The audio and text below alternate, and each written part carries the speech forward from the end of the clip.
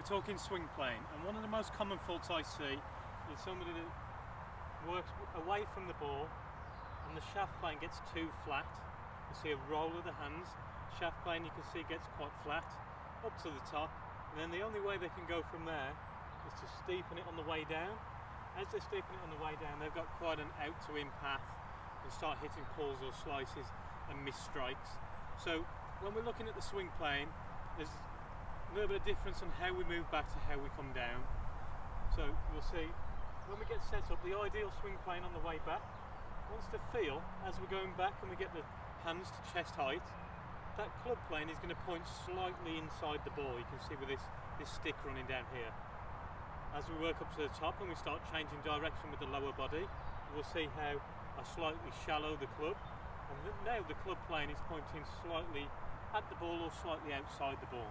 So we've got a shaft plane that goes back and is a little bit steeper on the way back than it is on the way down. When I see quite a few people get into trouble with the ball striking and the control of direction, it's more from that flat takeaway and then rerouting. So make sure on the way back you get your stick. You can do this in the house, just hold down onto the shaft. You'll see the bottom of the grip now.